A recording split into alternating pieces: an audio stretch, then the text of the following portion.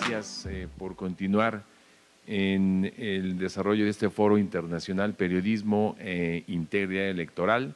A quienes nos siguen a través de las redes sociales del Instituto Nacional Electoral, también les agradezco que permanezcan con nosotros. Seguiremos a lo largo del día y mañana, jueves 24, con este foro que se deriva, como ya se ha informado, de los acuerdos que se adoptaron en la Cumbre Global por la democracia electoral. En esta ocasión tengo el gusto de presentar esta primera mesa de trabajo de este foro, que es el ejercicio del periodismo en distintos contextos antidemocráticos en América Latina. Esta es una mesa que tengo el honor de presentar, porque además es una mesa netamente internacional.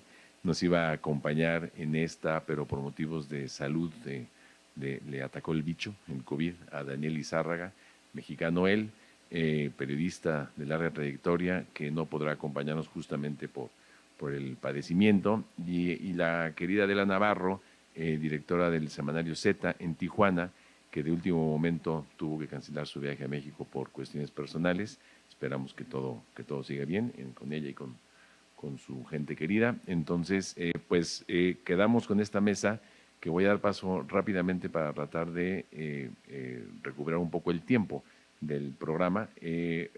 Muy rápidamente la mecánica es: todos los participantes y las participantes tienen una bolsa de tiempo que ellos mismos irán administrando, y ellas administrarán según les convenga y vayan exponiendo su inicio de charla, y después haremos en el uso de su propia bolsa de tiempo, según lo vayan, como dije hace un momento, lo vayan administrando, continuando con la conversación, de modo que será más bien un formato de conversatorio que un formato de conferencia magistral. Y voy a empezar en el orden, si no les importa, en el que los tengo aquí anotados. Empiezo con Diego Fonseca, seguirá Cindy Regidor, luego Víctor Amaya y al final Joanny Sánchez, si ustedes están de acuerdo. ¿Sí? No hay necesidad de someterlo a votación. Entonces, estando en el INE, nos iremos así con esta presentación.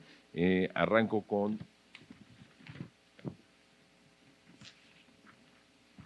Diego Fonseca. Él es periodista, editor y analista. Ha publicado una docena de libros sobre política y economía internacionales. Fue director de diversos medios de comunicación y columnista de The New York Times. Su último libro, Amado Líder, es un profundo ensayo sobre los peligros del populismo en América Latina, Estados Unidos y Europa. Un libro, por cierto, bastante exitoso. Diego, adelante.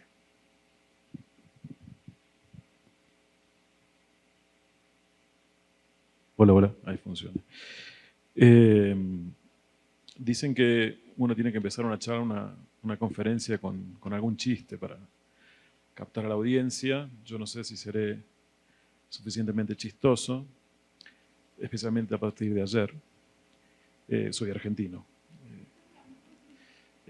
Intentaré ser coherente, porque tengo en el cuerpo naturalmente 7 horas de jet lag y 2 goles de Arabia Saudita. Entonces, veremos cómo resulta.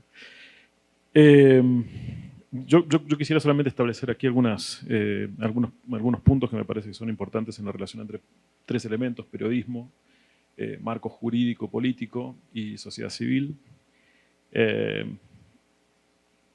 Todo proceso populista, y el que vive México es uno de ellos, intenta establecer controles hegemónicos sobre la construcción del espacio público. El control de las cámaras, el control del aparato judicial, el control de las Fuerzas Armadas y naturalmente el control de las instituciones electorales. Y no es menor el intento de control o descrédito de los medios de comunicación, porque en alguna medida eso implica el control del relato, de lo público, de lo decible, del universo de la realidad, de la construcción de la realidad.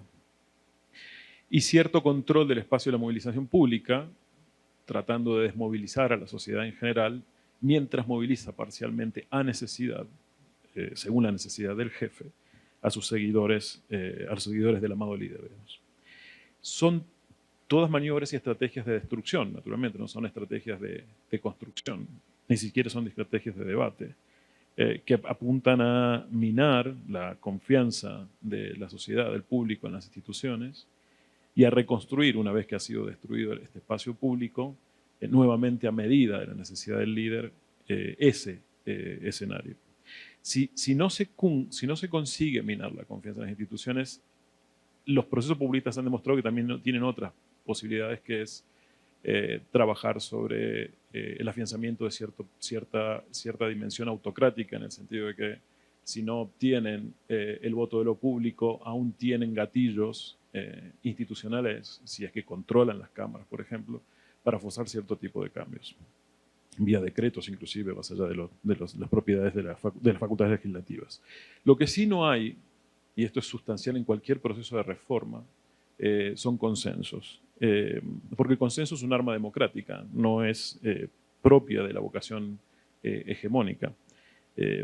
Porque el consenso implica ceder, implica considerar el espacio público, la conversación pública, como un enorme estacionamiento donde uno tiene que aparcar, estacionar todas las ideas posibles para poder gestionar la vida civil de una manera más o menos razonable.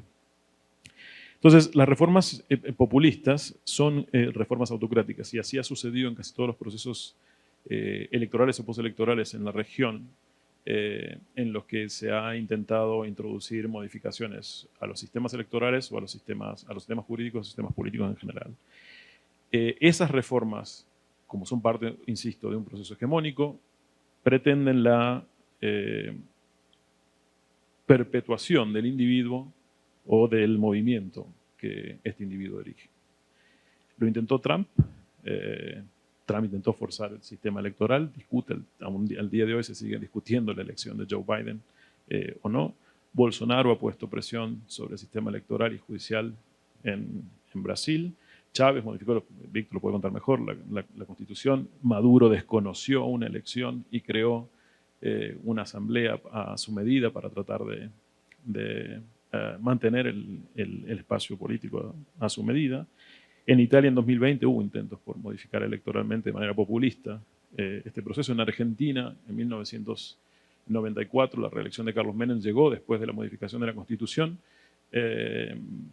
producto de un acuerdo que fue un acuerdo defensivo por parte de las fuerzas democráticas para evitar que hubiera habido una imposición hegemónica de la reelección. Y esa modificación de la Constitución llegó también con modificaciones en el sistema electoral.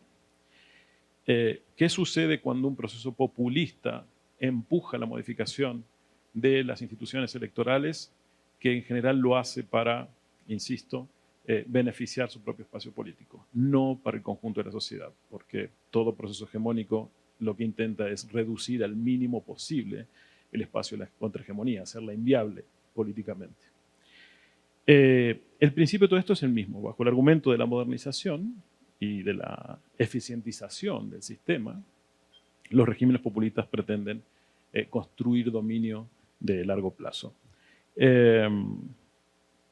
Yo creo que hay tres factores que son importantes en la discusión de todo esto, que subyacen a las reformas electorales y demás, y que son, primero, la prensa tiene que seguir manteniendo su rol de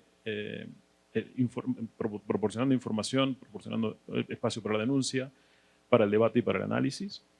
La movilización social con una ciudadanía activa debe ser significativo.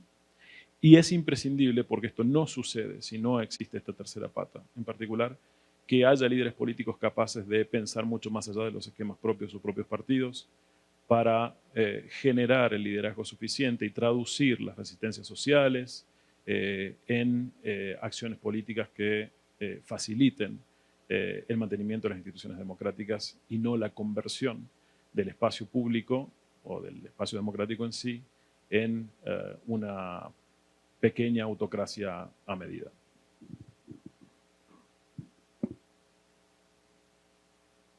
Gracias, Diego, por esta primera intervención. Se ve que sí estás con un ojo al cronómetro también. Toca el turno a Cindy Regidor. Ella es periodista con 15 años de experiencia en prensa, televisión y medios digitales. Cuenta con una maestría en medios de comunicación, estudios de paz y conflicto de la Universidad para la Paz de las Naciones Unidas. Forma parte del equipo de Confidencial y los programas Esta Noche y Esta Semana, medios de Nicaragua, actualmente exiliados en Costa Rica, como ella misma. Es corresponsal de France 24 en San José de Costa Rica y dirige la cobertura sobre la migración nicaragüense en Nicas Migrantes. Cindy, bienvenida.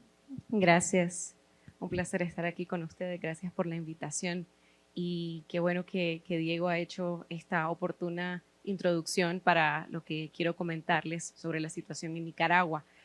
Me parece que es importante contarles un poquito sobre la historia reciente de mi país a partir o después más bien de la guerra civil de los años 80 para poder entender mejor cómo es que llegamos hasta donde estamos el día de hoy en una dictadura consolidada en Nicaragua. Después de la guerra hubo una transición democrática a partir de 1990 y en el año 1999 hubo un pacto que definió el esquema que tenemos hoy en donde el actual gobierno ha podido tener un régimen de control absoluto sobre todo el poder político en Nicaragua. Es el pacto que firmaron las dos fuerzas tradicionales más importantes en Nicaragua, una de derecha, el Partido Liberal, y otra de izquierda, el Partido Frente Sandinista, que había gobernado en la década de 1980. Es el pacto conocido como Alemán-Ortega, firmados por el expresidente Arnoldo Alemán y el actual presidente Daniel Ortega. Y ahí lo que hicieron fue una serie de reformas electorales que permitieron que el presidente Daniel Ortega llegara al poder y posteriormente en 2007 pudiera empezar también una serie de reformas que llegaron pues a instaurar eso, un control absoluto por parte de su partido y que además pues es una confusión de Estado, partido, familia, ¿no? También tiene un componente muy fuerte de dinastía, ¿no? Vemos hoy día que tenemos al presidente Daniel Ortega con su esposa y vicepresidenta Rosario Murillo y a sus hijos también en cargos y en puestos importantes en la administración. Por un tiempo Daniel Ortega pudo gobernar Nicaragua con cierta apariencia de democracia, hasta que llegó el año 2018, cuando el estallido social masivo que demandaba cambios democráticos le confrontó y entonces tuvo que básicamente que desenmascararse, ¿no? Y enfrentó esa demanda de la ciudadanía con una brutal represión que acabó en más de 350 muertes de manifestantes, miles de heridos, cientos de presos políticos y decenas de miles de nicaragüenses que tuvieron que marcharse al exilio. Un éxodo masivo que empezó y que no ha terminado. Hoy día son 400.000 los nicaragüenses que han abandonado Nicaragua por persecución política y también por una crisis económica derivada de esa crisis sociopolítica que está irresuelta hasta el día de hoy. Y la represión que empezó en ese 2018 durante estos 4 años solo ha ido incrementándose. Al día de hoy podemos decir que tenemos más de 200 presos políticos sometidos a tratos crueles y degradantes, a tortura, como lo han denunciado sus familiares. Ahí tienen un catálogo selecto de los distintos sectores de la sociedad nicaragüense, desde aspirantes políticos que en 2021 pretendían desafiar a Daniel Ortega en las urnas para poder empezar un cambio democrático. Estamos hablando que tienen ahora también a sacerdotes, a un obispo de la Iglesia Católica que también cuestionaban la opresión, las violaciones de derechos humanos. Periodistas son 8, entre reporteros, editores, directores, directivos que están vinculados a medios de comunicación. Hablamos de medios de comunicación censurados y confiscados, como el medio para el que yo trabajo, y también otros más. El diario La Prensa, el único medio impreso que existía en Nicaragua, ya no existe más. El canal 100% Noticias.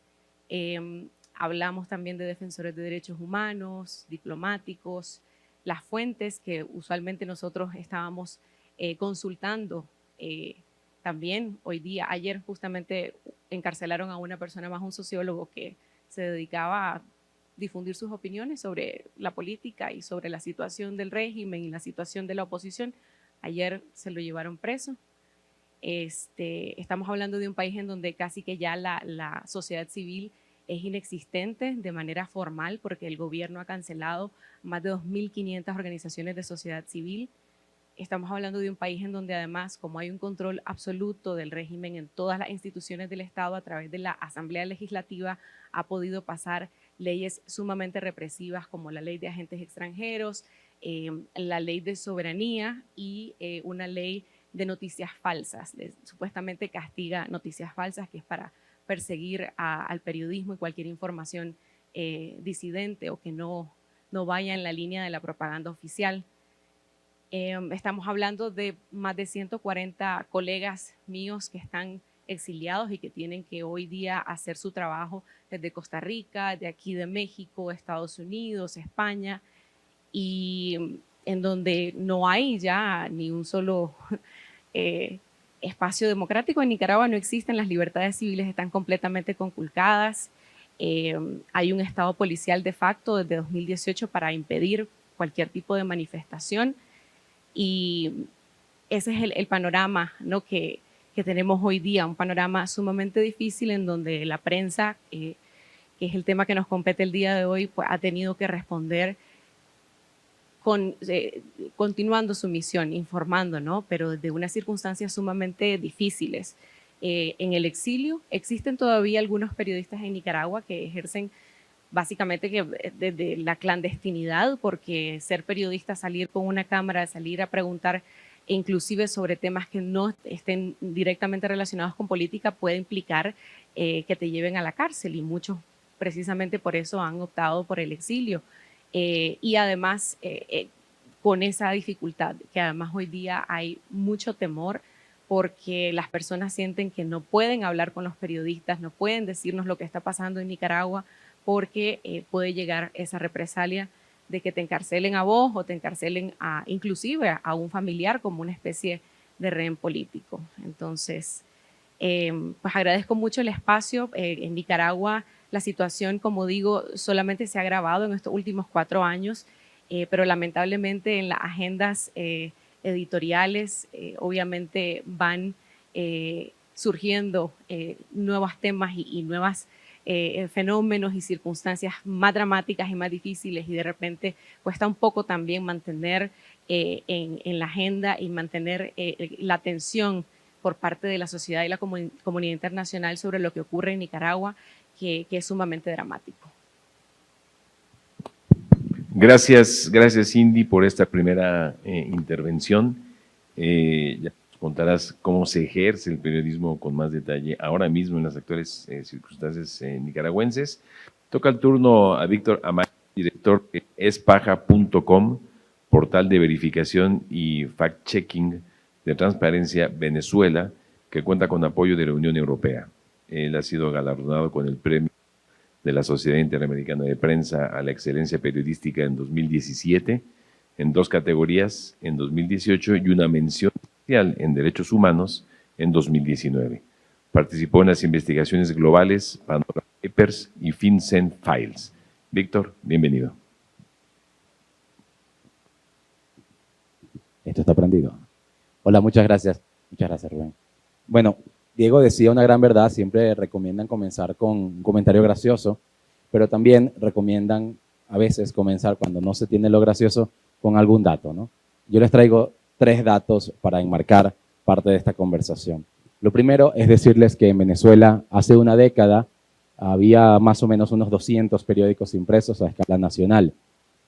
Hoy en día quedan menos de 20. Se daba el dato de Estados Unidos, que han reducido 25%. Bueno, calculen eso, lo que significa en Venezuela la diferencia. Luego, solamente en este año 2022, hasta el cierre del mes de octubre, cerraron por orden gubernamental más de 100 emisoras de radio en todo el país. Más de 100 emisoras de radio dejaron de transmitir solamente en los primeros 10 meses de este año 2022. Y además, estamos hablando de un país donde los bloqueos a los medios independientes en términos digitales, que en muchos casos se ve como el refugio del periodismo que es perseguido, pues también está a la orden del día. En Venezuela están bloqueados. La última vez que se dijo alguna cifra relacionada con eso fue más de 1000 sitios web en Venezuela, y un reciente informe de la empresa Telefónica en España, por Transparencia en España, revelaba que en el caso de Venezuela hay decenas de medios informativos también que no se puede entrar dentro de Venezuela si no se cuenta con un VPN o con alguna conexión internacional. Entonces, 3 datos que nos marcan esta suerte de entorno antidemocrático en el que operamos en Venezuela, por ponerle nada más esos tres, que pudiéramos seguir aquí sacando datos y datos, ¿no? Porque en Venezuela, como insistimos en nuestro trabajo, tanto en espaja.com como en Tal Cual, creemos que una sociedad mejor informada es capaz de tomar mejores decisiones electorales o no en todo ámbito. Y finalmente el gobierno entendió durante todos estos años, particularmente a partir del 2002, cuando Hugo Chávez fue retirado del poder durante algunas horas, que era importante no solamente participar del debate público, sino controlar el debate público. En la presentación de apertura se hablaba mucho de la idea, de la noción de la pluralidad informativa. En Venezuela se ha instaurado lo que llamamos una hegemonía comunicacional, y el término no viene de la parte crítica, el término lo dijo un exministro de Hugo Chávez en su momento, Andrés Izarra, cuando lo planteaba como un objetivo a lograr en la manera de actuar del oficialismo en el poder. Hoy en día, buena parte de la comunicación pública en Venezuela está controlada por el Estado venezolano, porque el periodismo independiente está censurado, está atacado, está bloqueado, mientras que el periodismo oficial tiene todas las garantías. Otro dato nada más. Desde que comenzó la pandemia, hace ya marzo de 2020, se decretó formalmente en Venezuela la emergencia sanitaria, el gobierno de Nicolás Maduro no ha respondido una sola pregunta periodística al respecto de pruebas, al respecto de vacunas, al respecto de nada. Ha habido declaraciones públicas, pero no ha habido ruedas de prensa formalmente con medios que no sean de la propia estructura del Estado. En Venezuela no se conoce el presupuesto nacional desde el año 2016. No sabemos cuánto dinero maneja el Estado, no sabemos en qué se gasta, no sabemos cuánto sobra, no sabemos ni siquiera oficialmente en cuánto se vende el petróleo venezolano. Tenemos que preguntarle a la OPEP para que nos dé esas cifras internacionales por transparencia de la OPEP. Es decir, es una combinación de control del ambiente público con mucha opacidad que finalmente termina impulsando desinformación, y eso le inserta ruido a la conversación. En Venezuela, funcionarios del Estado venezolano han difundido mentiras. Por ejemplo, la ministra de Educación Superior, Tibisay Lucena, que dijo que las mujeres que sacaban de un hospital bombardeado en Ucrania eran actrices pagadas. O el viceministro antibloqueo, William Castillo, que por cierto es periodista, difundiendo videos viejos del año 2020 o hacia atrás, afirmando que habían unos nazis en las trincheras de guerra ucranianas. Entonces estamos hablando de un Estado que no solamente censura la comunicación, sino que además participa activamente como un factor de desinformación a través de la opacidad y a través de la falsedad, completando esto con una acción legal que se ha venido incrementando en los últimos 20 años, quizá desde el inicio de la Revolución Bolivariana, como le llaman, no tanto con la Constitución, que establece unas garantías que hoy en día no se cumplen en materia de acceso a la información, sino con la Ley de Responsabilidad Social, con la Ley de Protección al Niño, con varias resoluciones sobre cuestiones económicas, políticas o sociales, y más recientemente con la Ley del Odio, que establece que un funcionario, sin dejar muy claro quién, puede establecer que un mensaje es de odio por una corazonada. Puede decir, eso que estás publicando es de odio, y puedes ir preso. Y también bajo la noción de que cualquier comunicación puede generar zozobra, y si algo genera zozobra, pues estás cometiendo un delito. Generar zozobra puede decir en algún momento el bolívar está devaluado frente al dólar, por ejemplo, o hay casos de COVID-19 detectados en Venezuela, como al comienzo de la pandemia.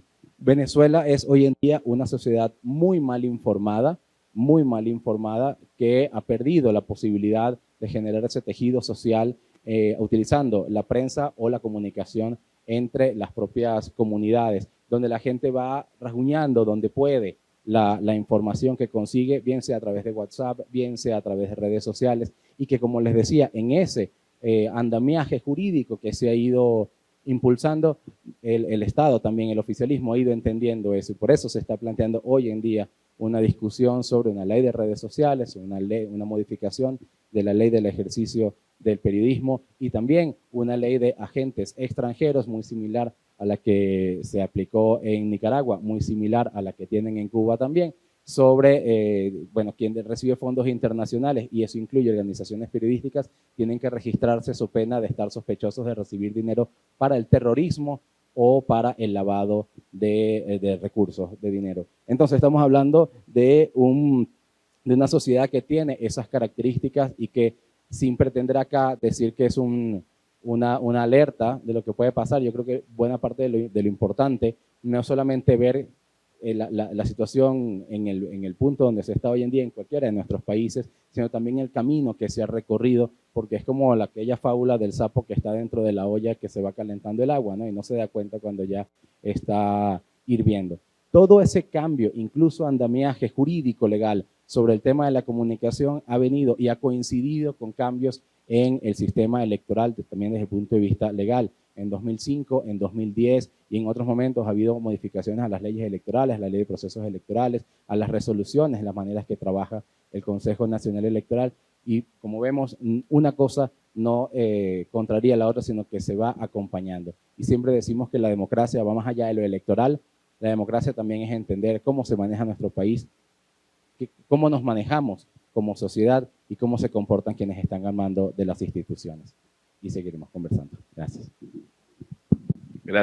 Gracias Víctor por esta primera intervención. Toca el turno a Joanny Sánchez.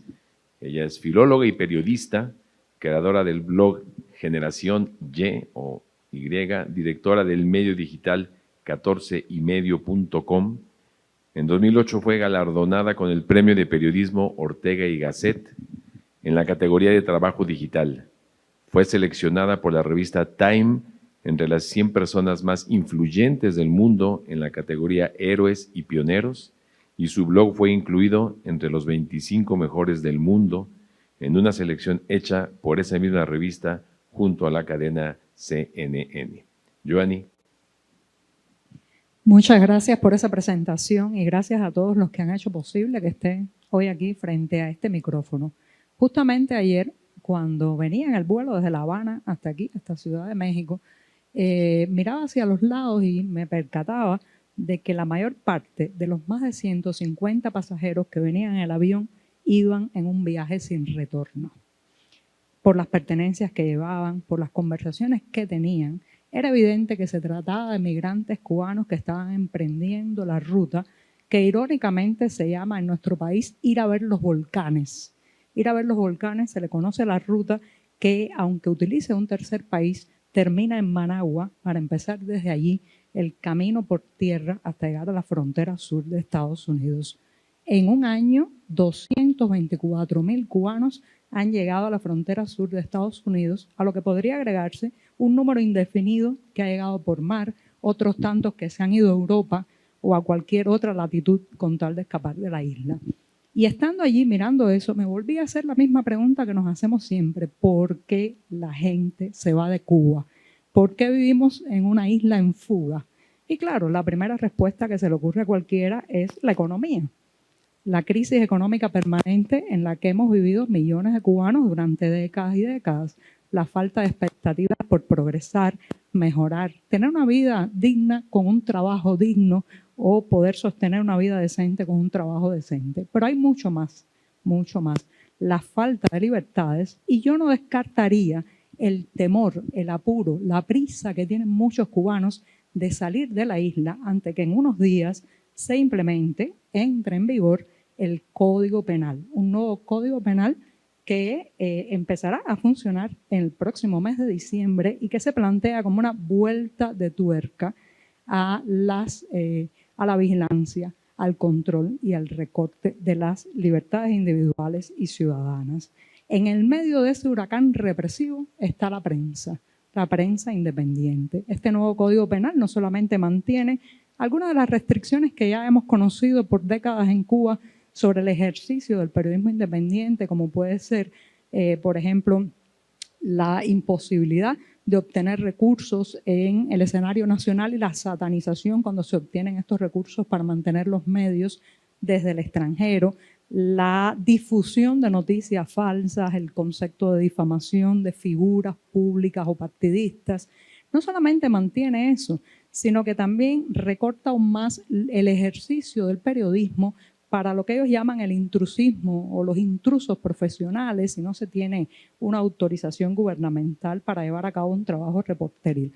Entonces no descartaría que los cubanos están huyendo más o huyen en estas semanas también temiendo que la sociedad se cierre muchísimo más a partir de unos pocos días, de una semana. ¿Por qué ese encono, por qué esa molestia, ese enfado del régimen cubano sobre el periodismo, la prensa, la información, la difusión de contenido? Señoras y señores, porque este es un régimen que quiere controlar absolutamente la narrativa del país.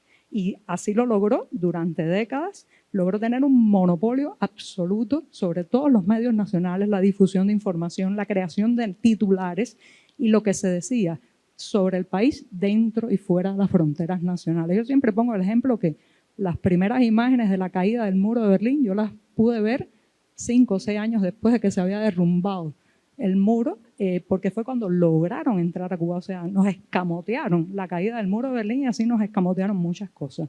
Con la llegada de las nuevas tecnologías, el periodismo independiente creció, llegó la profesionalización también de muchos de estos medios, nuevas figuras, nuevas maneras de hacer, reconocimientos internacionales, y todo eso ha ido creando una especie de, digamos, camino paralelo de la información que al estar prohibido ha sido muy atractivo también para la ciudadanía. Pero les voy a poner un ejemplo de cómo quiere controlar la narrativa el régimen cubano, y es las protestas, son las protestas del 11 de julio de 2021. Unas protestas históricas cuya envergadura, extensión, volumen de participantes nunca se había visto en la historia de Cuba. Para el régimen, esas protestas están descritas como aupadas y financiadas del extranjero, violentas, con un factor económico. Incluso dicen que la culpa principal son los apagones, el acceso a los alimentos, y esa es la narrativa. Vándalos, gente sin trabajo, delincuentes, esa es la narrativa que quiere imponer el oficialismo. Gracias a la prensa independiente se ha logrado hacerle algunas fisuras a ese relato y se ha podido contar que fueron espontáneas, que nacieron desde dentro, que nadie necesitó financiarlas porque simplemente era la gente caminando en las calles y gritando consignas fundamentalmente libertarias y de apertura democrática, y que fueron fundamentalmente pacíficas, amén de algunos incidentes de roturas de vidriera contra tiendas en moneda libremente convertible donde no se puede comprar con el salario. O sea, se puede entender incluso la molestia y el enfado de la ciudadanía hacia estos mercados prohibitivos. Pues eso ha molestado mucho al régimen, que esa narrativa independiente de las protestas sea la que haya primado. Y de ahí también en parte la represión o el aumento de la represión contra la prensa no controlada por el partido que hemos vivido en los últimos meses. ¿Qué ha ocurrido? El éxodo masivo de colegas, la condena al destierro forzado de reporteros y periodistas que estaban de visita fuera del país, el encarcelamiento. Hay más de 1000 presos políticos en Cuba, algunos de ellos por el simple hecho de reportar, por el simple hecho de narrar la realidad. Así que el Código Penal viene, las preguntas son muchas, no sabemos qué va a pasar, pero también no es algo nuevo. Ya vivíamos con la espada de Damocles de la llamada Ley Mordaza, por la que en la Primavera Negra de 2003 fueron a prisión 75 opositores y algunos de ellos también pues hacían funciones de reportero. Así que ese es el contexto muy oscuro, y eso también es lo que motiva que ayer un vuelo con más de 150 personas de la isla fuera, para la gran mayoría de ellos, un vuelo sin retorno.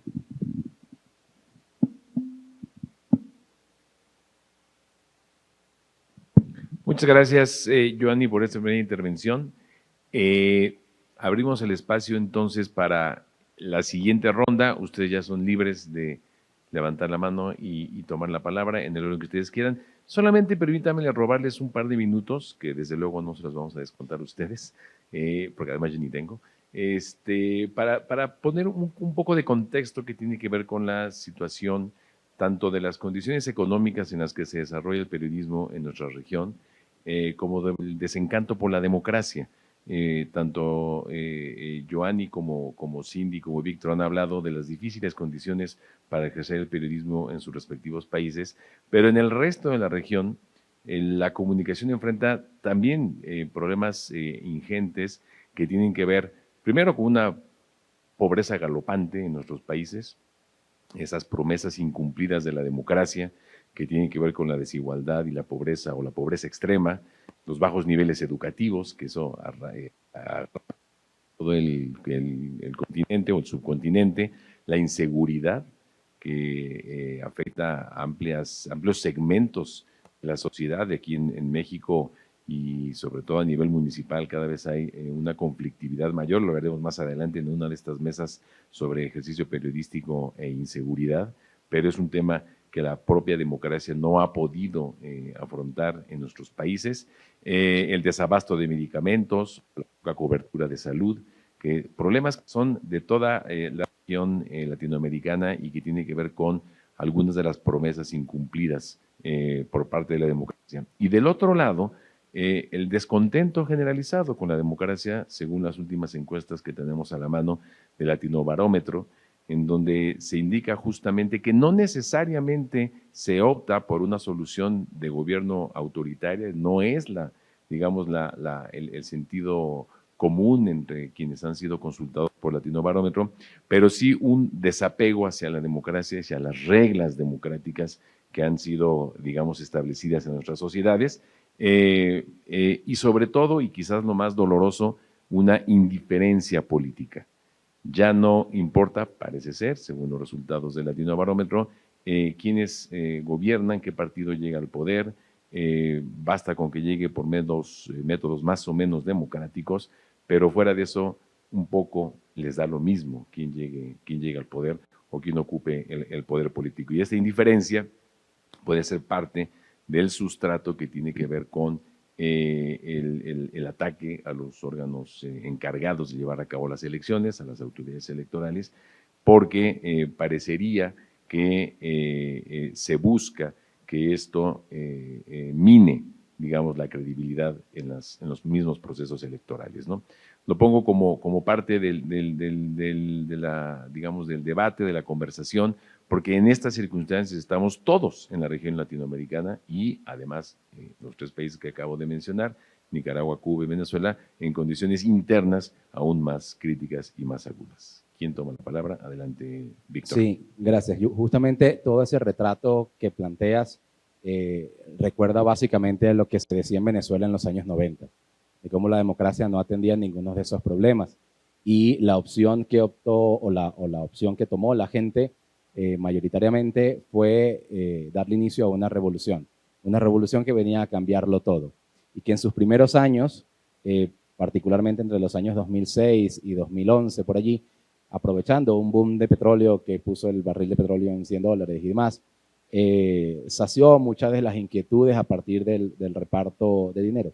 Sin embargo, la consecuencia de entrar allí y de no valorar la democracia y el manejo institucional y la resolución de conflictos de esta forma, terminó generando no solamente un sistema de gobierno bastante autocrático, con unas restricciones de libertades muy fuertes, con los índices de pobreza peor que nunca antes en la historia contemporánea de Venezuela, con una situación de situación educativa también como nunca antes en la historia contemporánea de Venezuela, con las precariedades de la salud quizá como nunca antes en la historia de Venezuela, y todos los indicadores que la gente en los años 90 decía es que esto no puede ir más allá y la democracia me traicionó, me falló y no me brindó las respuestas necesarias, pues el remedio terminó siendo peor que la enfermedad, como decimos allá en una expresión que se aplica a muchas cosas, ¿no? Entonces, quizá allí hay que tener cuidado en cuáles son los caminos que optamos para ver o para resolver esas inquietudes que generan las fallas de la democracia o los límites que ha tenido los sistemas democráticos para responder a las circunstancias sociales de nuestros países. Pero la realidad es que en Venezuela, por ejemplo, hoy la preocupación de quién me falló y por qué hay más hambre que nunca y por qué hay más pobreza y por qué tal, no es porque la democracia me falló. Esa es una discusión de hace 20 años en Venezuela. Hoy en día es, bien sea porque el petróleo se fue al demonio hacia abajo, en parte por el manejo que hizo el chavismo de la industria, pero también de cómo en Venezuela la hegemonía que se constituyó a nivel de gobierno empezó a controlar el país de la manera que la controla.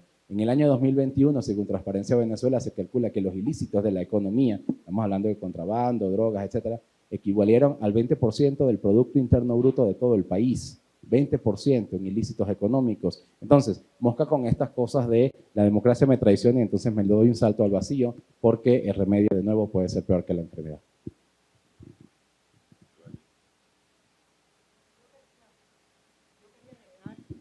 Ya. Yo quería agregar a eso que también el concepto de democracia se deteriora cuando se lo apropian los regímenes autoritarios, empiezan a usar todo el vocabulario de la democracia para ajustarlo a lo que son evidentemente procesos de corte populista, de corte absolutamente autoritarios o totalitarios. Y en un caso cubano, si usted escucha una descripción televisiva, lee un titular de la prensa escrita o escucha una emisora radial en Cuba sobre las próximas elecciones locales, las elecciones municipales, usted escuchará todos los conceptos de la democracia, participación, pluralidad, diversidad, representatividad y todo eso, pero ajustado a un contexto que carece de cualquier, digamos, estándar democrático. Por ejemplo, un truco que hace muy hábilmente la propaganda oficial cubana es contar la diversidad del Parlamento cubano. Yo me niego a usar la palabra parlamento con ese grupo de personas porque parlar, lo que es parlar, no parlan. Votan todo por unanimidad, aceptan todas las leyes que le llegan desde arriba por aplastante mayoría, pero para esta conversación vamos a decir que la propaganda oficial cubana muestra este parlamento y cuando lo describe usted se queda en una nube de admiración. Hablan de diferentes estratos sociales, profesiones, ubicaciones geográficas, todo el amplio espectro de la racialidad que es tan vasto en nuestra isla, pero no hay diversidad política, no hay pluralidad ideológica. Le hablan de género, de cuotas, de números, pero falta el que piense diferente del Partido Comunista. Entonces yo creo que estos regímenes al estilo de Venezuela, Nicaragua y Cuba, que tengo que decirlo así sin ningún orgullo, Cuba es la escuela, la escuelita, donde se ha creado el guión que están aplicando muchos de estos países. La democracia sufre mucho en estos regímenes también, no solamente porque se apropia del vocabulario democrático, sino porque los propios ciudadanos que vivimos bajo estos regímenes terminamos diciendo, bueno, si esto es la democracia, no me gusta. Y ahí hay un peligro doble. Lo que estás diciendo, Joanny, me parece muy relevante, es el uso de las palabras y la modificación de su contenido, ¿no? Porque tú debes de saber que hablo específicamente por México, pero hay muchos colegas en los medios de comunicación que esto que tú ahora lo describes lo ven de otra manera, inclusive pueden decir que es una democracia en Cuba, digamos, pues porque hay elecciones, porque, en fin, porque hay todo lo que tú estás describiendo, pero desde una perspectiva que hace aparecer o busca hacer aparecer esto como algo deseable, digamos. Discúlpame que te interrumpa, pero Federica Mogherini, quien estuvo al frente de las relaciones exteriores de la Comunidad Europea, lo definió muy bien, que Cuba era una democracia de partido único. ¿Qué se puede decir ante eso? Cindy, por favor. Sí, bueno, tal cual en Nicaragua, lamentablemente, justo les decía a Víctor y a Joanny que veníamos a coincidir en muchísimos puntos lamentables, ¿no? En el caso de Nicaragua vemos eso, ¿no? Que en la propaganda oficial hay una subversión de todos estos términos. Es realmente cansado e indignante ver a la vicepresidenta Rosario Murillo, que es la que dirige la comunicación, corrompiendo todos estos términos, ¿no? El término de la paz, el término de los derechos humanos, los crímenes de lesa humanidad de los que están acusados como gobierno por lo sucedido en 2018, la represión que ellos desataron, ellos lo usan y se lo endilgan a las víctimas.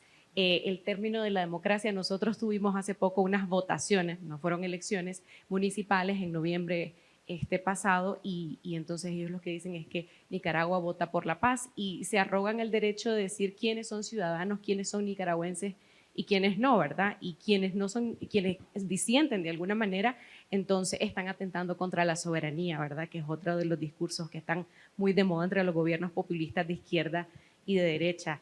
Y es bien complicado porque la gente en Nicaragua vive rodeada de este discurso en los medios que controlan, en los canales de televisión, en las radios, periódicos ya no existen.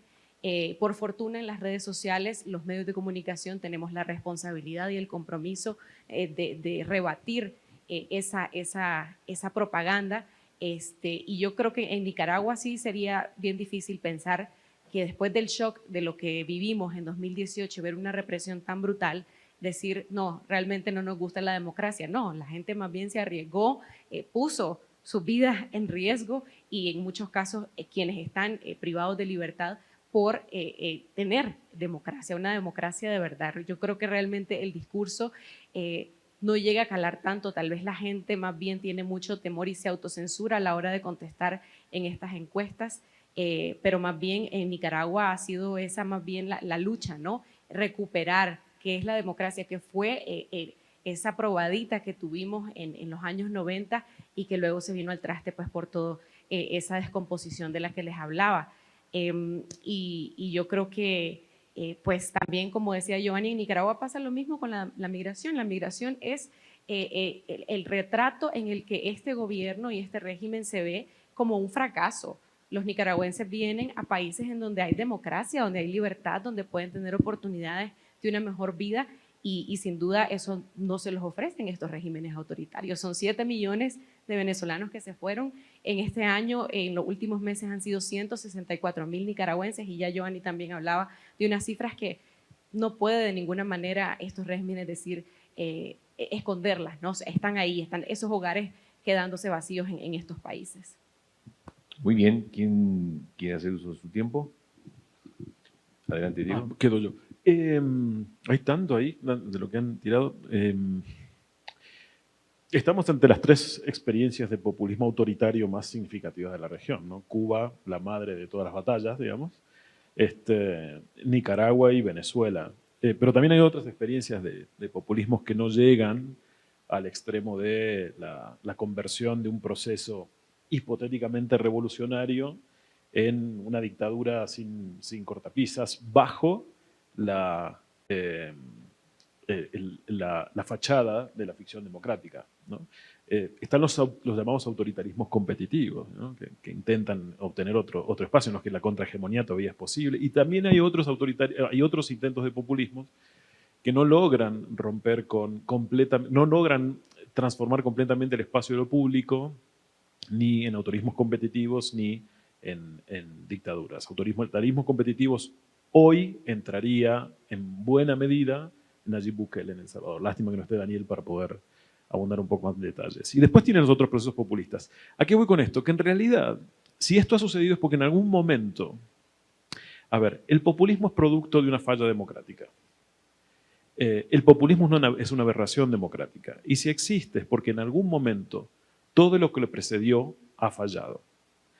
Si la gente se cansa de promesas sistemáticas por décadas y décadas, que implican que el acceso y la desigualdad no se reducen, acceso y desigualdad no solo referido a lo económico, sino al usufructo del derecho, los derechos en términos generales, lo que va a terminar por hacer es tirar a la mierda, perdonen mi francés, a la democracia.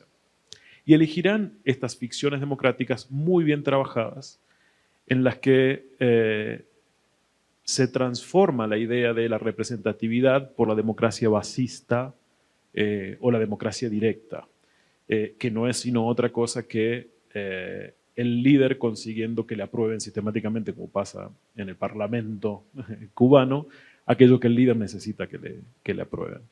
Pero el cualunquismo es una experiencia de larga data en Italia de la posguerra, surgió con los mismos puntos. La gente estaba harta de escuchar que los partidos no daban soluciones y crearon un movimiento en el que después ha tenido reflejos en América Latina, que era acabemos con todos los partidos, que se vayan todos.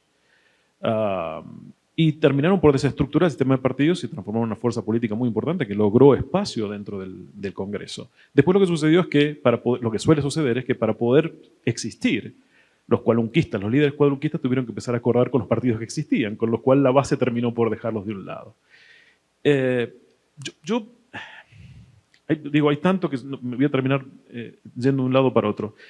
Yo paso de cierta depresión y descreimiento del futuro de nuestras democracias a cierta expectativa, y en muchas ocasiones esa expectativa tiene que ver con la desestructuración de los partidos políticos, que también es lo que me provoca la depresión por un lado, y al mismo tiempo la existencia de una enorme conversación pública en las redes sociales, que también me provoca depresión por otro lado. Porque no creo que sea blanco y negro todo el proceso. Me parece que parte del proceso ahí es encontrar la justa medida. Y todavía no sabemos cuál es la justa medida. Lo que está sucediendo hoy es el gran dilema, y perdón que esté yendo por el tema, el gran dilema es que estamos viendo la ruptura de ciertos sistemas, como el fin de un mundo, y todavía no vemos emerger el nuevo mundo, ¿no? El fin de época. Y cuando, creo que lo mencionaron al inicio, cuando tienes esa pérdida de valores de la época en la cual estás viviendo, no sabes bien hacia dónde estás yendo, no sabes qué es lo que puedes esperar. Y nos pasa con los gobiernos populistas. No sabemos muy bien cómo escapar de las trampas populistas. No sabemos. Le sucede a todas las democracias. Esta enorme discusión que estamos teniendo hoy reactualiza, y no quiero irme por la rama, pero lo dejo ahí solo para que a quien le interese, a Gramsci y a Laclau. No por la positiva, sino que han logrado, en el caso de Laclau, instaurar la idea de que el debate público es una disputa, una guerra por el control del relato. Y que la concepción de democracia, como la concepción de derechos, como la concepción de la construcción política, es en realidad llenar de significado un significante vacío. Quien se queda con ese significante gana la batalla del relato.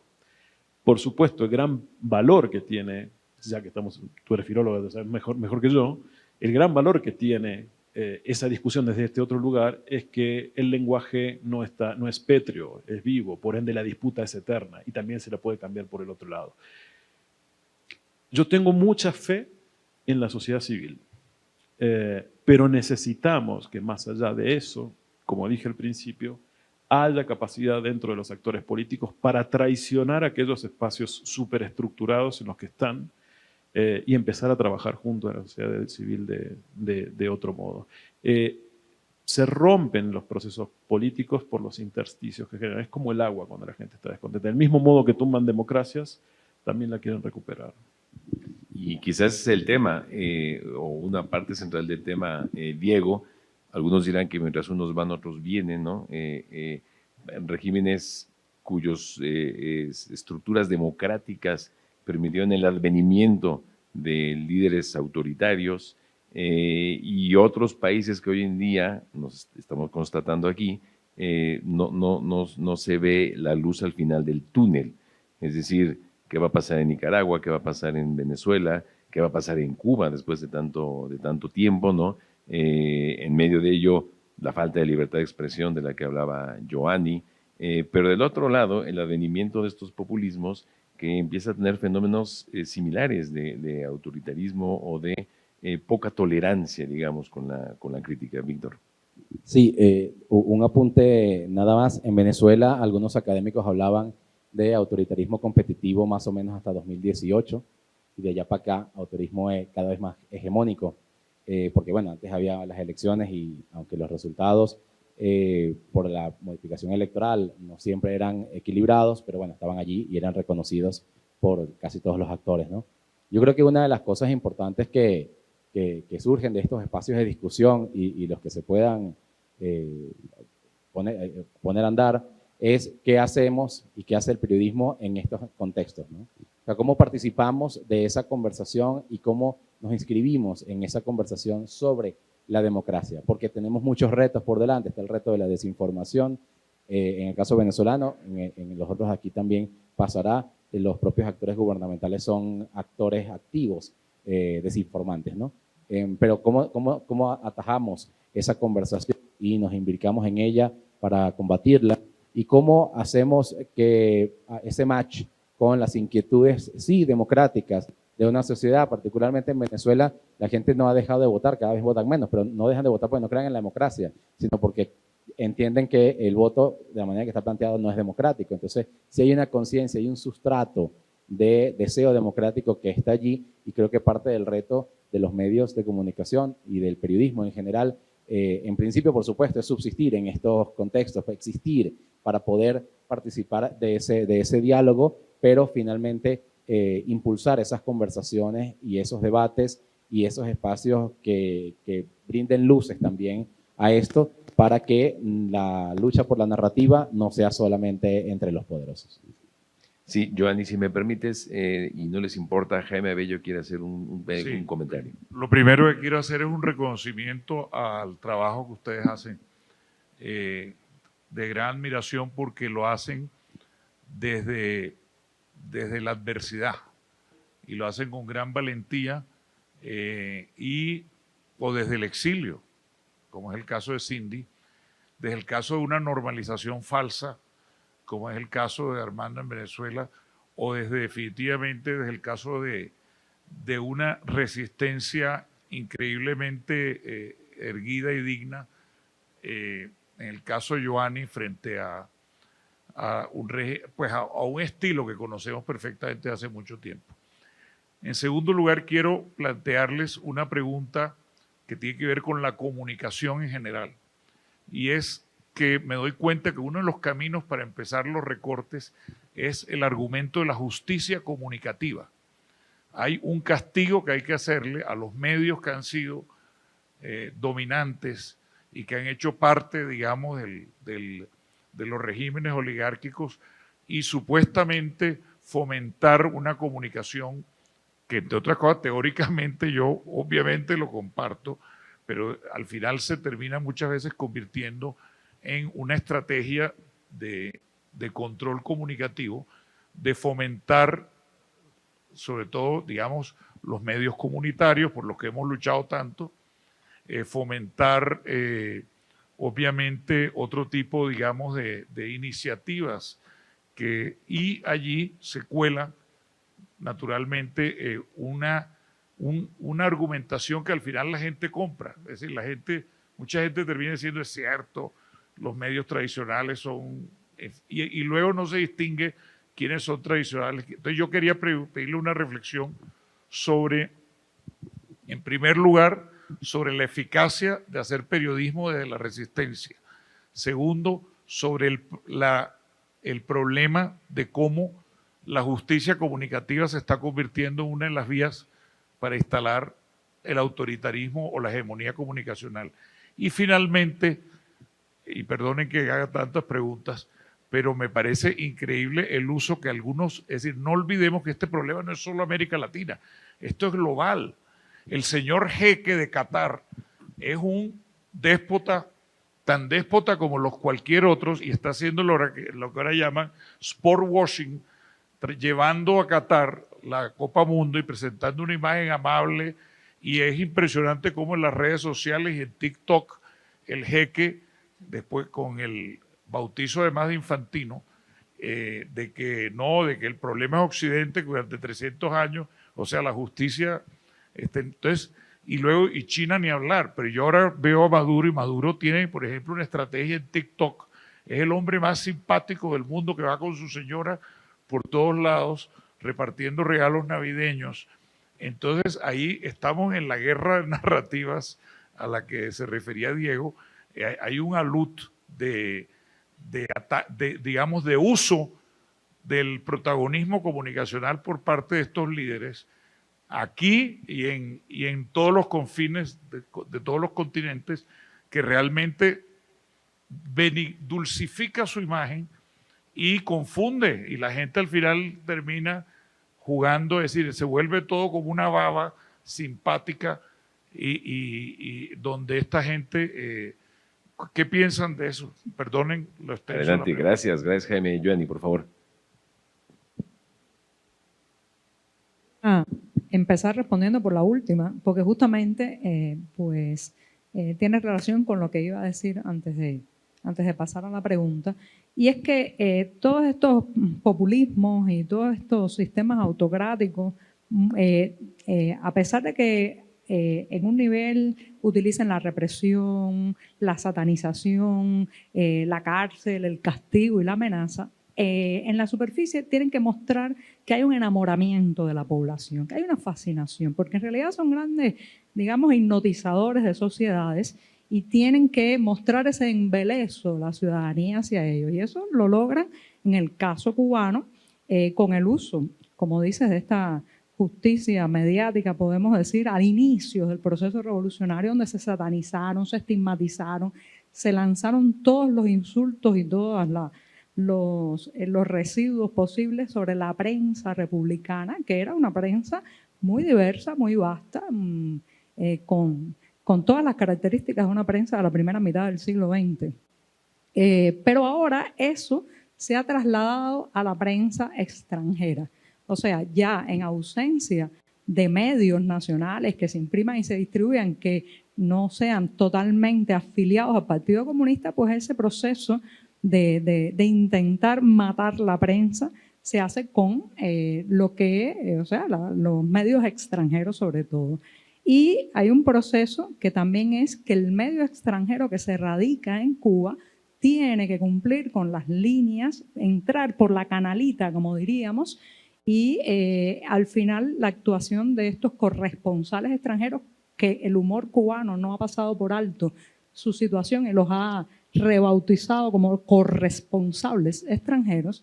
La actuación de estos corresponsales extranjeros es tan penosa porque se ven limitados a tratar ciertos temas, a entrevistar a ciertos actores sociales, y eso también termina matando en la mente de los ciudadanos la idea de una prensa, digamos, que sea un ejemplo de comunicación o una posibilidad.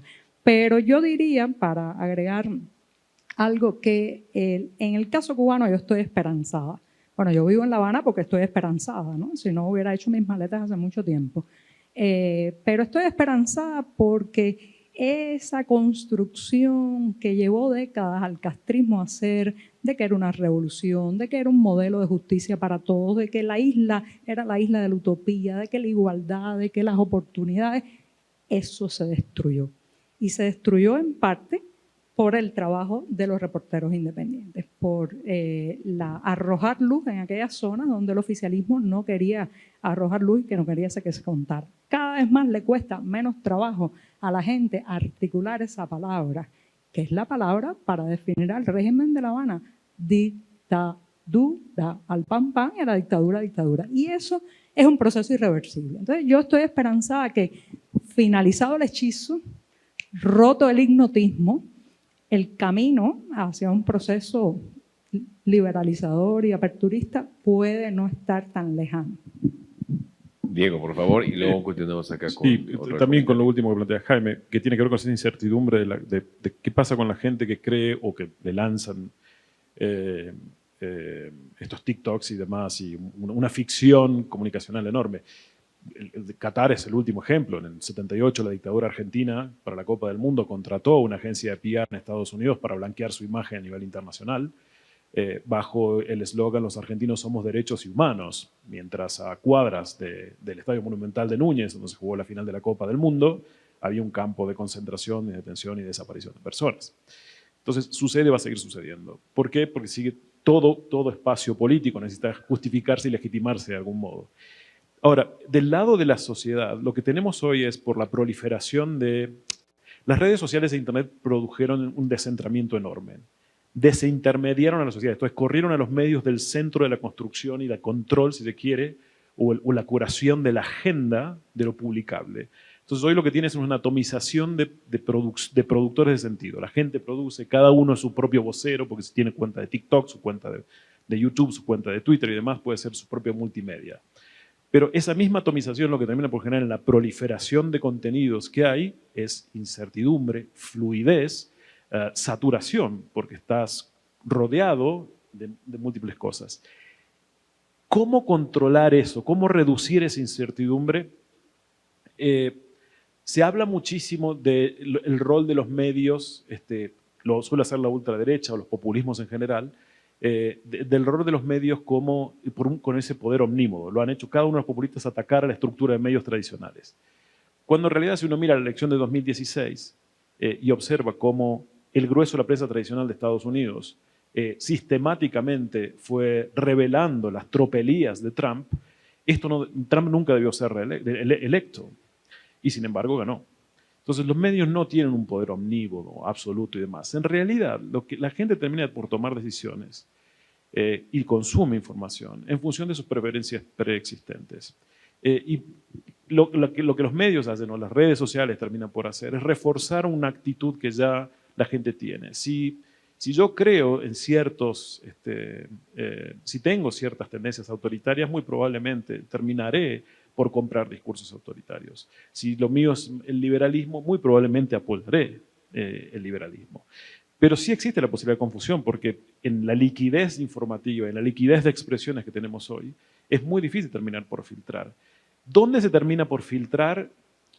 En el uno a uno, en la conversación entre pares, en la conversación con aquellos que yo considero mis prescriptores y a los cuales respeto, en la selección de aquella información, de aquellos tipos o personas en general, que me parece que son los que mejor están trabajando, analizando el proceso. Trump ganó en buena medida por el enorme trabajo de las iglesias en el sur de Estados Unidos, de iglesias evangélicas. Bolsonaro fue igual. Lula hizo lo mismo en su momento. Necesitas trabajo de base. La prensa es importante para seguir poniendo el punto sobre las IES. Nuestro trabajo tiene que seguir siendo develar, informar, debatir, dar un espacio. Pero nosotros no cambiamos la realidad. Nosotros no cambiamos una puta coma de la realidad. Quien la cambia es la sociedad civil a partir de su propia acción en terreno, en la conversación pública y en la estructuración luego políticamente. Puedes movilizarte todo lo que quieras, pasó con la primavera árabe, pero después si no tienes organización, la organización vence al tiempo, dijo un gran populista llamado Juan Domingo Perón. Si no tienes organización, si no tienes estructura, no vas a poder cambiar nada.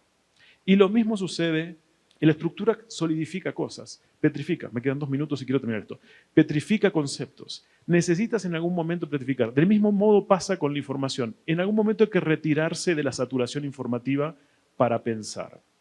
De lo contrario, lo que vas a tener es esta permanente narcotización por sobreexposición. Si tú entras en ese juego, pierdes, te lleva el río. Y lo que necesitas es ponerte en la costa un rato y hacer un coste transversal para empezar a poder pensar. No ganamos la democracia yendo a las patadas con todo. Ganamos la democracia pensando. Pensando. Y eso toma tiempo. Y me quedo 2 minutos. Y eso toma tiempo. Gracias, Diego. Aquí Tiempo que no tengo. Sí. Adelante, por favor. Hola. Sí. Aurora Cepeda, periodista, especializada en temas electorales. Iba a preguntar algo que ya prácticamente me contestó aquí el compañero, pero lo voy a preguntar. Tenemos como muy claro los que nos ha gustado informarnos de los pasos que han seguido los populistas y los dictadores para manejar todo este lenguaje y todo lo que han hecho para llegar a donde están. Pero creo que no nos hemos fijado en qué hizo la contraparte, qué no hicieron los ciudadanos, qué no hicieron los medios de comunicación. Y quisiera que ustedes, si lo pueden ver con claridad, que nos pudieran hacer algún comentario al respecto. Y me quedé pensando con lo que decía el compañero, porque decía que los medios de comunicación no podemos cambiar ni una puta coma de la realidad. ¿Es una creencia limitante? ¿O sí podríamos? Y me gustaría saber lo que no se hizo del otro lado. Quien quiera tomar, a Diego le queda 1:52. Sí. Ahí está.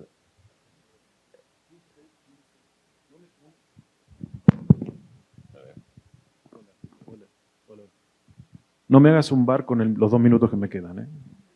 Trazo la línea acá. No hay offside, es gol. 15 segundos. No, nosotros tenemos que seguir haciendo nuestro trabajo, porque en realidad es multicausal el proceso. Nosotros no vamos a resolver el mundo, no somos los salvadores del puto mundo. No somos los salvadores del mundo. Nuestro trabajo es hacer nuestro trabajo. Los demás serán los que tengan que hacer. Los políticos tendrán que hacer política. La sociedad civil tendría que ser la sociedad civil y ser ciudadana. Y nosotros somos parte de la sociedad civil y hacemos el trabajo que nos toca hacer. Pero no vamos a cambiar nosotros el mundo. Quien crea eso, mejor que se ponga un partido político o cree una religión. Nuestro trabajo es ser periodistas y hacer periodismo. Adelante, por favor.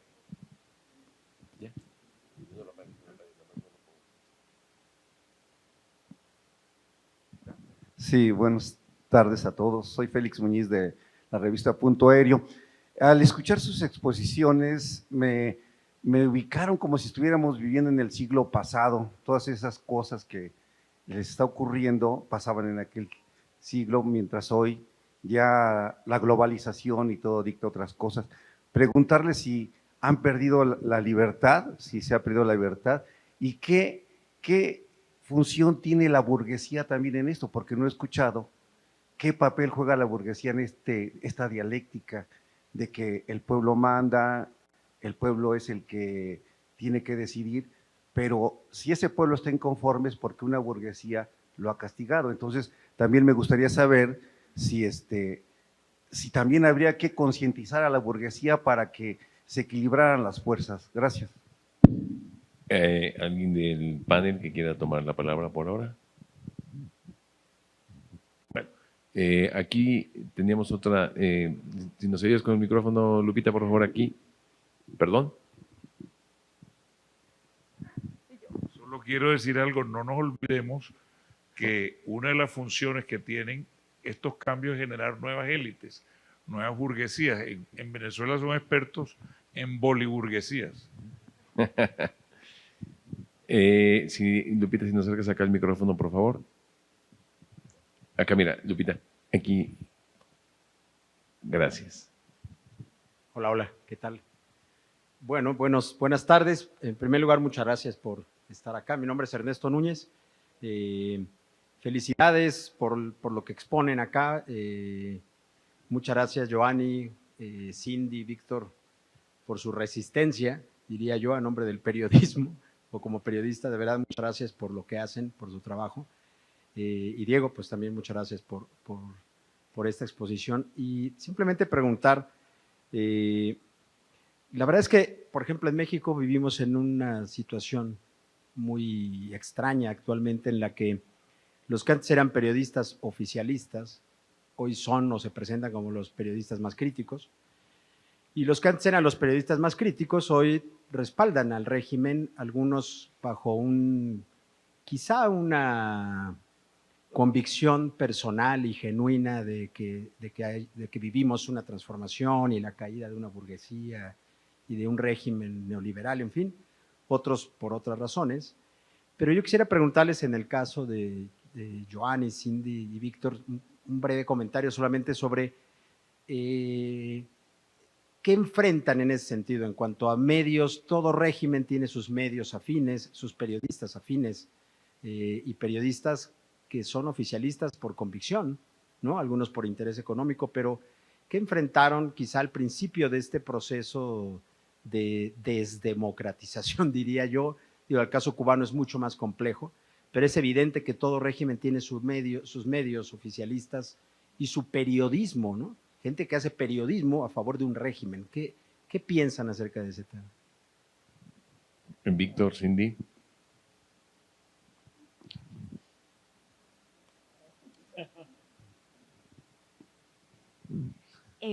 Bueno, en el caso de Nicaragua, yo empecé a ejercer periodismo en 2007, cuando empezó el periodo del presidente Daniel Ortega, y yo lo que viví en ese momento fue, bueno, uno, nunca tener la posibilidad de acceder a una entrevista con algún funcionario, era imposible. Daniel Ortega nunca ha dado entrevistas, sino hasta 2018, y solo a corresponsales extranjeros para vender su narrativa sobre lo que había ocurrido durante el estallido. Pero más allá de eso, nunca una sola entrevista a periodistas nicaragüenses, eso no existe. Tampoco ninguno de los ministros. La vocera única oficial es la vicepresidenta, que habla todos los días en un monólogo. Y lo que empecé a ver luego fue que poco a poco empezaron a cooptar todos los espacios, ¿no? Yo trabajaba para un canal de televisión, el más visto, el más grande, y entonces lo que empezaron a hacer fue comprar esos medios para que quienes queríamos ejercer el periodismo pues no tuviéramos más opción que irnos arrinconando, ¿no? Y ellos poder ampliar la difusión de su narrativa oficialista.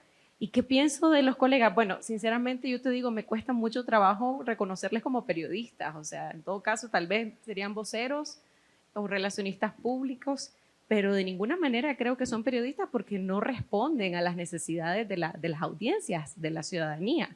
responden a lo que ellos consideran que es un programa o un régimen, un sistema que según ellos pues, es el ideal, pero se hacen de la vista gorda y en muchos casos también subvierten la realidad. Pues, o sea, yo veo los medios oficialistas y lo que venden es un mundo de fantasía. Y con la pregunta que hacía Jaime también creo que va relacionada. Yo siento que eso, pues de cierta manera llega a cansar, ¿verdad? Y por eso es que también las redes han sido una gran alternativa para que la gente pueda verse a sí misma, verse los problemas que tienen todos los días. Y eso es lo que tenemos que seguir haciendo los medios, seguir reflejando la realidad y no ese mundo de fantasía que proyectan estos regímenes autoritarios. Y solo también para responder la pregunta anterior un poco, en el caso de Nicaragua, hubo de 2007, cuando empezó Ortega en el poder, hasta 2018, un modelo de consenso con la empresa privada, con las élites, en donde se priorizaba el crecimiento económico y miraban con desdén los reclamos del deterioro de la democracia, hasta que llegó 2018, cuando ya el gobierno empezó a tomar decisiones unilaterales que afectaban a la empresa privada, cuando la empresa privada vio de qué era capaz Ortega, hasta dónde podía llegar. Hoy día el expresidente del Consejo Superior de la empresa privada está preso y bajo tortura. El actual presidente del COSEP también está preso. Las familias más ricas, los hombres más poderosos de Nicaragua intentaron promover un diálogo, vieron que Ortega estaba completamente renuente a ceder algo y lo que hicieron fue simplemente volver a esconderse. En 2018 sí buscaron un poco ver cómo se podía cambiar la cosa y un aterrizaje suave, que fue una teoría ahí que estuvo promovida por cierta parte de ese sector. Eso no llegó y al final volvieron a lo suyo, lamentablemente, y estamos en un momento pues, en donde las correlaciones de fuerza están completamente desbalanceadas y la ciudadanía pues, se ha quedado básicamente, incluyendo la prensa, pues sola en muchos casos del exilio. Pero bueno, seguimos. Víctor, por favor. Yo quisiera, sí, responder varias cosas de una vez al compañero sobre el que preguntaba por acá. En Venezuela al principio se planteó una lucha, digamos, la burguesía es verdad que al principio se acercó a Chávez buscando tratar de incorporarlo a sus propios modos, ¿no? No pudo, Chávez llegó con una visión muy estatizadora de la realidad, a partir especialmente que en el año 2001, 2002, con unas leyes que él intentó hacer de ley de tierras y demás, que afectaban la propiedad privada, pues empezó a haber una lucha muy encarnizada. Luego, con el petróleo a 100 se pueden sustituir élites y se pueden sustituir burguesías por acciones estatales. Lo que hemos visto con Nicolás Maduro es la reapertura a lo que Jaime bien le ponía el nombre que nosotros conocemos muy bien, que es la boliburguesía. Y eso es lo que estamos viendo ahora, ese nuevo pacto de élites entre una boliburguesía, algo de la burguesía que queda de la anterior y el régimen gobernante.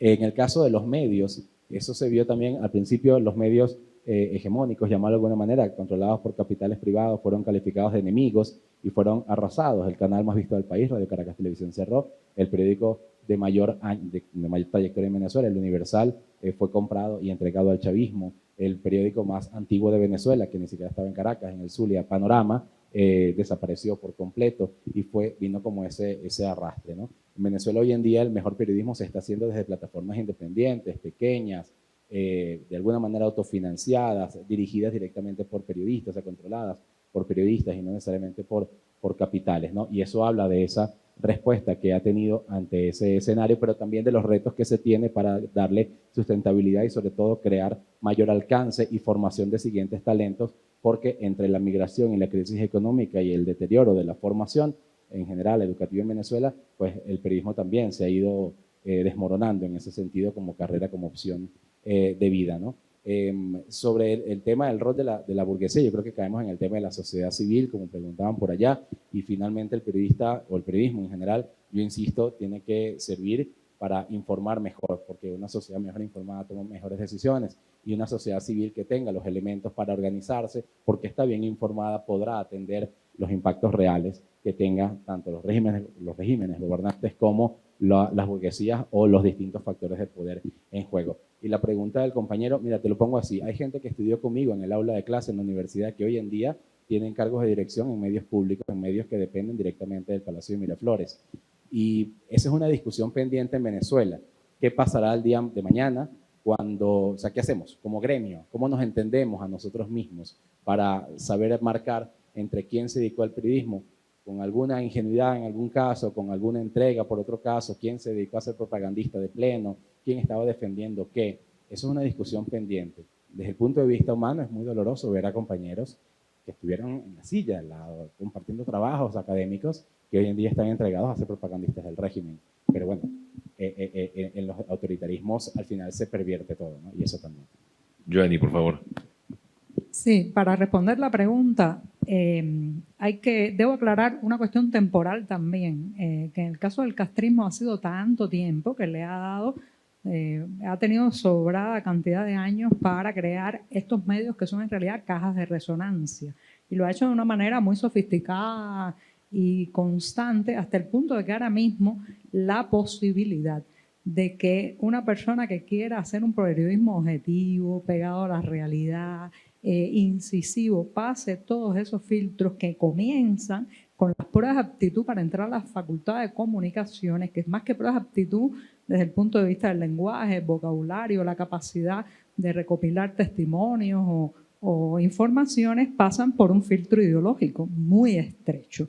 Empiezan allí, después pasa por el hecho de que todos los medios nacionales están absolutamente controlados por el departamento ideológico del Comité Central del Partido, que es el que determina quiénes van a ocupar los puestos principales de esos medios. Estoy hablando fundamentalmente de los periódicos impresos, las emisoras de radio y la televisión, que siempre ha sido un objetivo priorizado para el control, porque saben la importancia de la imagen, la dependencia muchas veces que tiene la audiencia de lo que se dice en esa caja pequeña.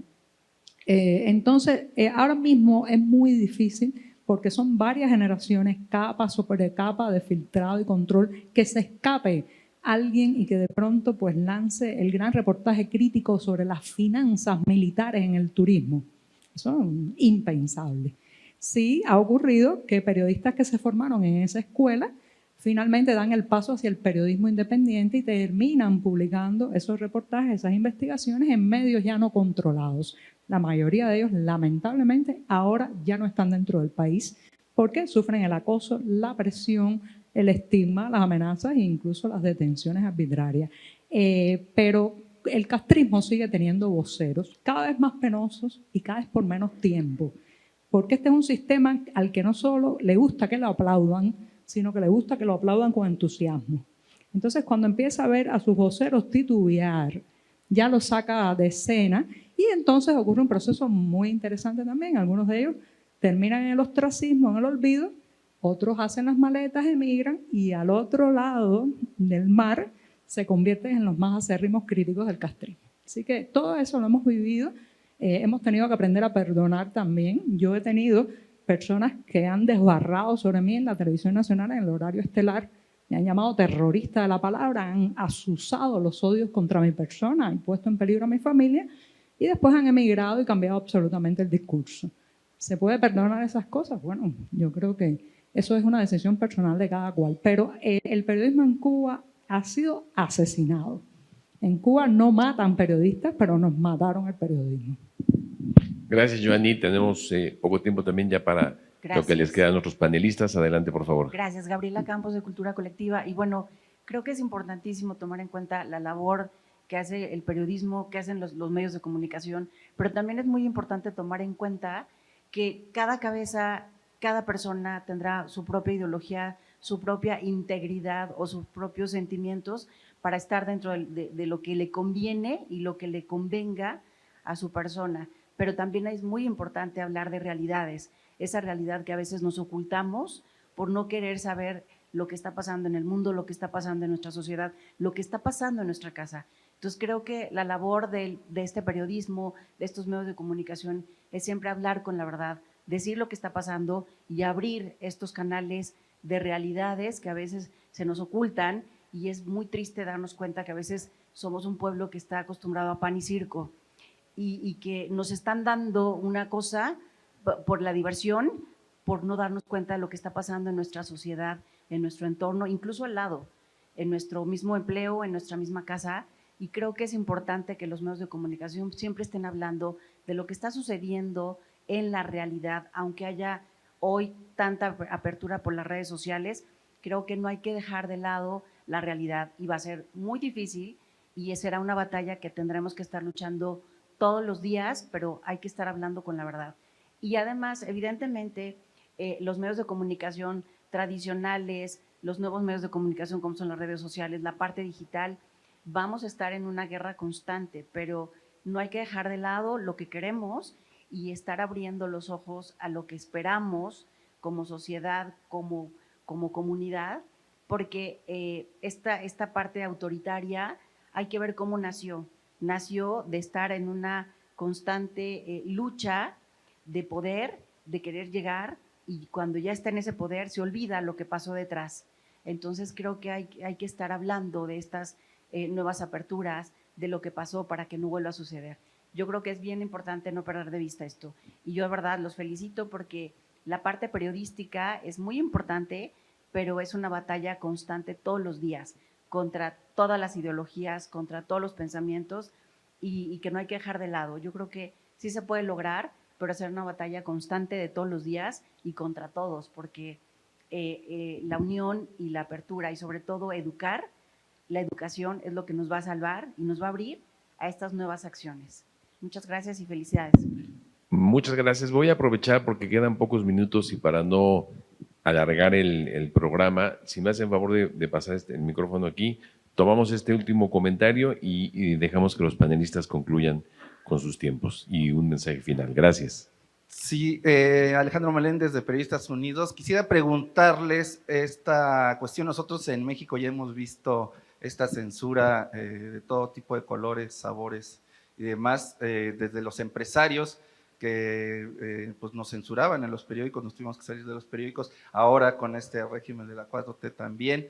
Y ¿cómo ven ustedes el futuro, pero sobre todo en esta parte económica de cómo hacer los medios, sobre todo porque, por ejemplo, ya en los medios empresariales ya tampoco no hay forma, sobre todo los jóvenes, de trabajar, ya que los sueldos son bajísimos, son pírricos, y eso también es una agresión hacia los medios de comunicación y hacia los periodistas, en cómo enfrentar sobre todo cualquier sentido de marca y de izquierda, derecha, centro, y remontar en esta parte económica para hacer unos nuevos medios. Esa sería, y ya nada más una acotación, estaría bueno para la próxima tener una mesa también de periodismo indígena, porque pues finalmente siempre tenemos estas visiones de generalmente gente blanca, en la cual estoy yo también, y bueno, en México estas radios comunitarias y los medios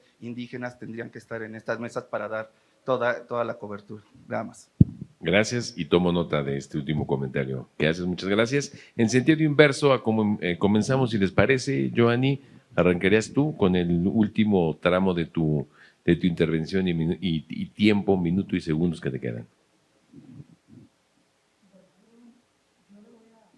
Le voy a dedicar mis últimas palabras al optimismo, ¿no? Porque pensarán después del panorama que he descrito aquí que no hay nada que hacer en Cuba en torno a prensa, que prácticamente nadie va a poder contar la isla en breve tiempo, pero no es así. Creo que en 2003, en la Primavera Negra de 2003, el régimen logró asestar un golpe muy duro a la prensa independiente y la convirtió en un páramo. Fue el momento en que tras las rejas llegaron figuras como el periodista Raúl Rivero, Manuel Vázquez Portal y otros también que ejercían la labor reporteril. Y sin embargo, después de eso, ocurrió la gran explosión de los blogs, las cuentas de Twitter, la presencia no solamente de periodistas independientes, sino también de ciudadanos contando la Cuba profunda. Entonces, quiero quedarme con el optimismo de que a veces cuando se llega al límite, cuando se pasa a los números más negativos, cuando se llega a la aridez más absoluta, es cuando brota luego lo que podría ser los mejores frutos. Así que yo espero que la próxima vez que me inviten a este evento poderles contar la trepidante, apasionante y vida periodística en Cuba sin tener que usar el adjetivo independiente. Periodismo y punto, que es lo que debe ser. Gracias, Joanny, por esta intervención. Entiendo que vas tú, ¿no, Víctor? Creo que sí. Sí. Bueno, yo quería comentarles que los autoritarismos aprenden unos de otros. Estos tres países son ejemplos, pero esto va mucho más allá.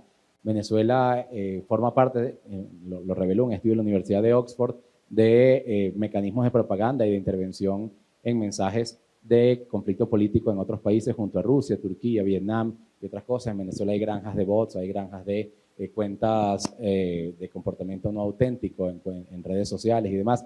Tan solo un ejemplo, cuando estaba en Inglaterra jugando el Mundial hace un par de días, era tendencia mundial la palabra, en Twitter la palabra Inglaterra, todo el mundo hispanohablante hablando de eso, ¿no? 127,000 tweets hicieron que la palabra Inglaterra fuese tendencia. Bueno, en Venezuela la etiqueta Juventud Universitaria que impulsó el chavismo le ganó a todo el mundo hispanohablante con 160,000 tweets, todos inorgánicos o manejados desde cuentas de comportamiento robotizado, aunque tengan personas atrás, porque el Estado venezolano le paga a tuiteros para que formen parte de estas campañas. Y esto ha afectado a Cuba, cuando el SOS Cuba Venezuela activó campañas de propaganda para contrarrestar eso. En Chile, cuando el caso de Renuncia Piñera, y en el caso de Colombia también contra el gobierno de Iván Duque, cuando hubo las protestas allí. Entonces, a lo que voy es que esto no tiene fronteras. Esto es un asunto que nos involucra de alguna manera a todos. Y el periodismo tiene que entender eso también, con todos los retos que implica en este momento, como bien lo planteaba el compañero. Bueno, el tema de la sustentabilidad, el tema de cómo hacer que esto sea rentable y cómo finalmente como periodistas entendamos que también queremos vivir y comer de esto, ¿no? Es decir, que no es solamente el amor al arte. Afortunadamente hay fondos internacionales que se abren en ese sentido, hay apoyos institucionales que se están logrando. Nosotros hemos hecho investigaciones con la Unión Europea, con Canadá, con Conectas. La Fundación Gabo tiene varios programas también de formación en ese sentido. Es decir, hay un movimiento en ese sentido porque las exigencias de sustentabilidad no son nuestras en Latinoamérica, sino a escala global. Me quedan 20 segundos. Quiero agradecer la invitación a este evento y que ojalá podamos, en los espacios que nos quedan en el resto de la agenda hoy y mañana, irnos encontrando en los pasillos donde lo podamos hacer el tiempo para seguir conversando alguna inquietud que tengan y, bueno, alimentarnos unos de otros de esta experiencia. Muchísimas gracias. 5 segundos. Muchísimas gracias, Víctor. Cindy, eres quien más tiempo guardó, entonces adelante. Gracias, sí. Me gustaría hacer referencia a lo que hablaba la colega sobre la importancia de la educación y también aquí alguien preguntaba sobre qué fue lo que no se hizo del otro lado. Y la verdad que resulta inevitable para mí no comparar, no ver las grandes diferencias entre mi Nicaragua y mi Costa Rica.